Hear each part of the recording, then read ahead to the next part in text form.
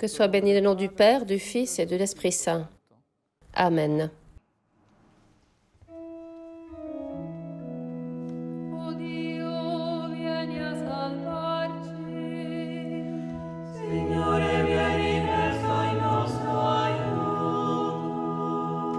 Gloria al Padre, al Figlio e allo Spirito Santo. Ora e sempre nei secoli dei secoli.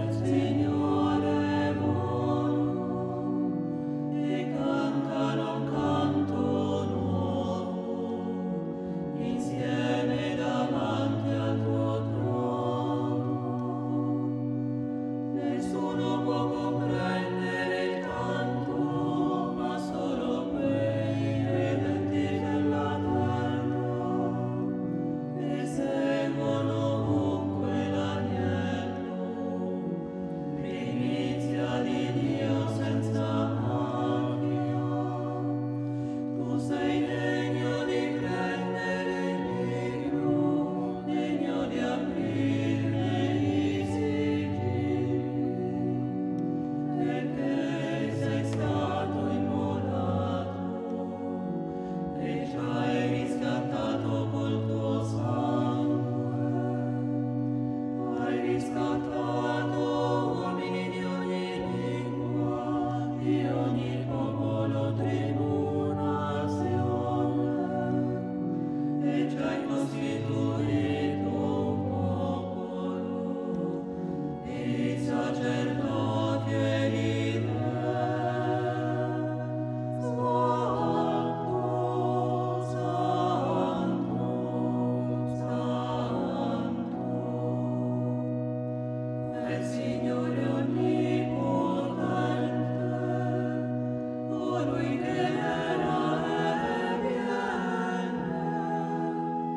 Amen.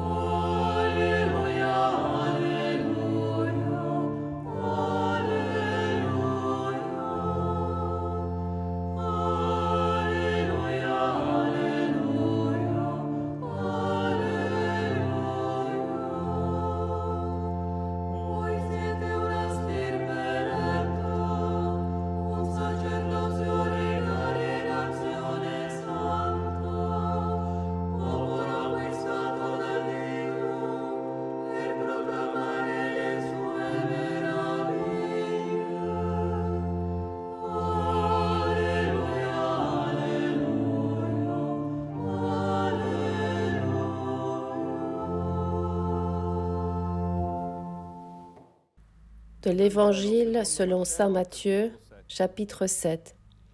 Ne jugez pas pour ne pas être jugés, dit Jésus. De la manière dont vous jugez, vous serez jugés. De la mesure dont vous mesurez, on vous mesurera. Quoi, tu regardes la paille dans l'œil de ton frère et la poutre qui est dans ton œil, tu ne la remarques pas? Ou encore, comment vas-tu dire à ton frère, laisse-moi enlever la paille de ton œil, alors qu'il y a une poutre dans ton œil à toi? Hypocrite, enlève d'abord la poutre de ton œil. Alors tu verras clair pour enlever la paille qui est dans l'œil de ton frère. Évangile du Seigneur.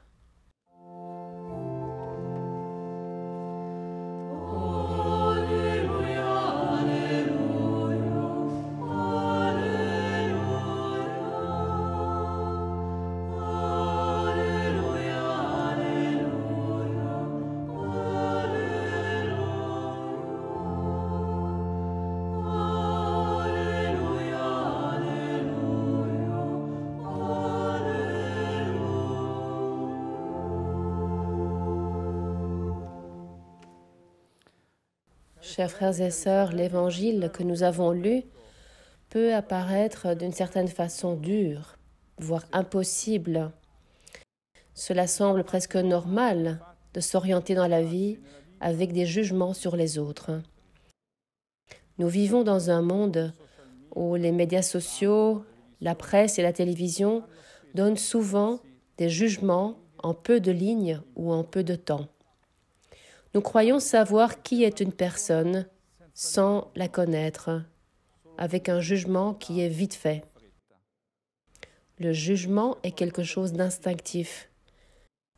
Parfois, on a du mal et ça devient un jugement.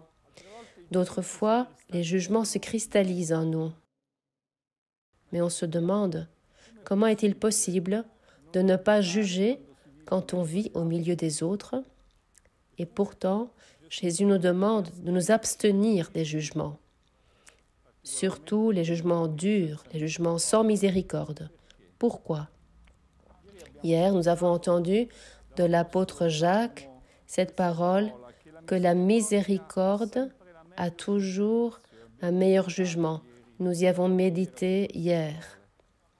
Mais l'apôtre Paul aussi fait écho à cet enseignement de Jésus. Il écrit « Alors toi, pourquoi juger ton frère? Et toi, pourquoi mépriser ton frère? Tous, en effet, nous comparaîtrons devant le tribunal de Dieu. » La lecture de la parole de Dieu est une occasion pour repenser et pour nous détacher de cette habitude enracinée qui sent à nous faire sentir meilleurs et qui finit par mépriser l'autre. Nous ne sommes pas meilleurs des autres. Seul Dieu connaît le cœur de l'homme. Seul Dieu connaît le cœur de l'homme. Qui peut connaître les efforts que fait ton frère? Tu regardes la paille dans l'œil de ton frère et la poutre qui est dans ton œil, tu ne la remarques pas? Cet enseignement s'adresse à nous tous. La réponse est simple. Chacun d'entre nous peut la donner si on est un peu honnête avec nous-mêmes. Essayons d'y réfléchir. J'observe la paille dans l'œil de mon frère pour éviter de m'apercevoir de la poutre dans mon œil. Ainsi, je ne dois pas me poser le problème et je ne me rends pas compte combien il est absurde de juger nos prochains. Je ne veux pas penser à la poutre dans mon œil. Et pourtant, la mesure étroite avec laquelle nous jugeons ne permet pas l'amour autour de nous. Le peu d'amour que je répands autour de moi, que j'élimine avec mes jugements, à la fin, retourne. Et ce que j'ai semé revient vers moi. Oui, il est vraiment peu nécessaire de juger toujours, mais il est fort nécessaire d'aimer. L'amour rend l'autre meilleur, alors que le jugement l'écrase. On le sent dans notre vie personnelle, quand nous sommes jugés. Parfois, juger est une habitude, une spontanéité qui semble être une sincérité. Les jugements sont des réactions aux autres. C'est quelque chose d'instinctif à leur façon d'être, leur façon de penser. Jésus donne à ceux qui jugent un conseil affectueux. Enlève d'abord la poutre de ton œil. Alors tu verras clair pour enlever la paille dans l'œil de ton frère. Il ne dit pas aux autres, enlevez la poutre ou la paille dans l'œil de ton frère. Ça ne servirait à rien. Mais il parle aux disciples personnellement et il lui dit, enlève. Commence donc par toi-même et le monde sera meilleur. Commençons à enlever la poutre en cessant de juger. En effet, juger est aussi une façon pour ne pas nous regarder nous-mêmes, ne pas penser à notre œil et à la poutre qui s'y trouve. Regardons cette poutre et notre œil. C'est cette poutre qui nous empêche de regarder les autres avec amour. Pourquoi est-ce que Jésus parle de poutre? En réalité, le Seigneur veut mettre en relief la grandeur de notre péché devant Dieu. Il nous rappelle que nous sommes tous profondément pécheurs et notre péché est grand comme une poutre. Pour cela, nous pouvons tous être mal jugés. Nous sommes tous pécheurs, nous sommes tous petits. Et pourtant, dit Jésus, une poutre, elle aussi peut être enlevée. Cela est possible pour ceux qui écoutent la parole. C'est un enseignement plein d'espoir. La poutre, on peut l'enlever. Ton péché peut être pardonné. Et la miséricorde existe, cette miséricorde, comme dit Jacques, qui est supérieure au jugement. Il y a un d'abord. D'abord, enlève. Avec notre amour, notre sympathie, soutenons cette œuvre de salut du Seigneur, car lui est roi, législateur et juge, mais surtout sauveur. Regardons les autres avec amour. À chaque fois que nous sommes en train de juger, aimons.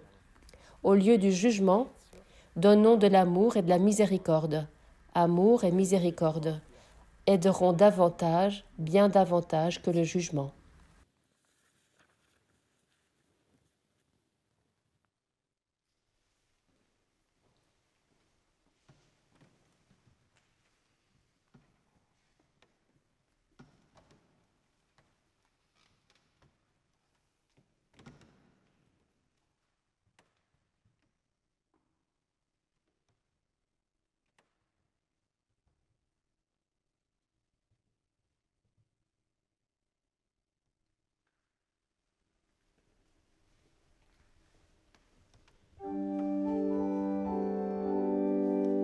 Signore, abbi pietà di noi. Signore, abbi pietà di noi. Cristo, abbi pietà di noi. Cristo, abbi pietà di noi. Signore, abbi pietà di noi. Signore, abbi pietà di noi. Santa Maria, Madre di Dio, prega con noi. Santa Maria della Clemenza, prega con noi. Santi profeti,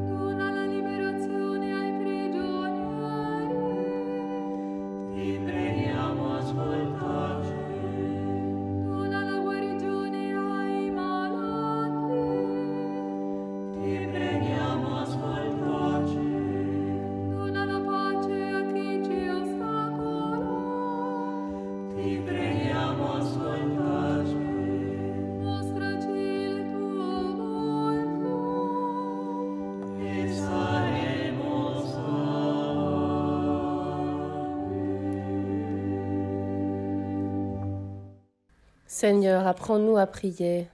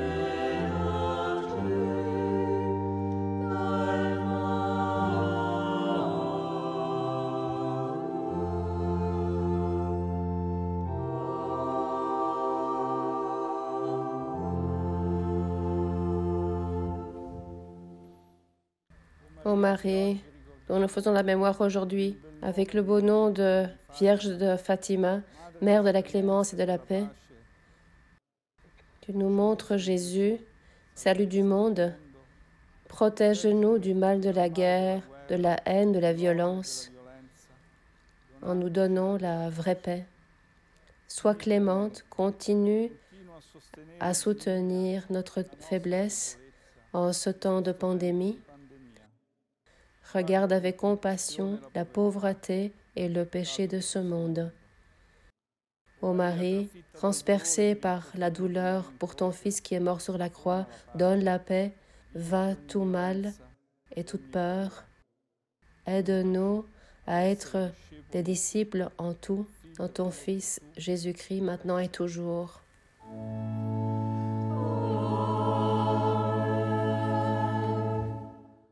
Confions au Seigneur, au Tout-Puissant, la journée de demain, de prière, de jeûne et de charité, voulue par la Human Fraternity et le pape François en ce temps de pandémie, pour qu'il soulève chaque cœur éprouvé, pour qu'il soutienne tous ceux qui ont besoin de paix et de soutien. Qu'il y ait guérison pour les malades, repos en paix pour ceux qui dorment à jamais, pour qu'il y ait soulagement de toute souffrance. Prions le Seigneur Tout-Puissant, qu'il nous guide tous ensemble, qu'il nous envoie parce que nous sommes dans le même bateau pour sortir de cette tempête, dans son nom saint, qui est un nom de paix et de miséricorde.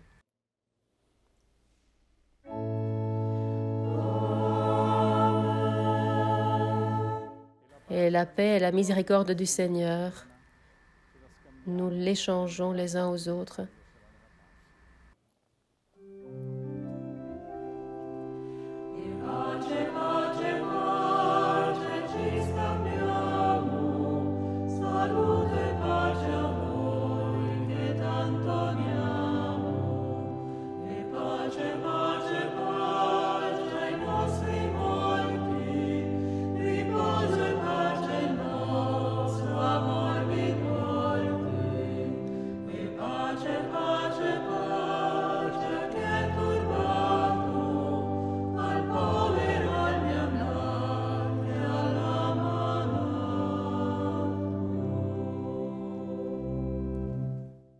Christ est ressuscité.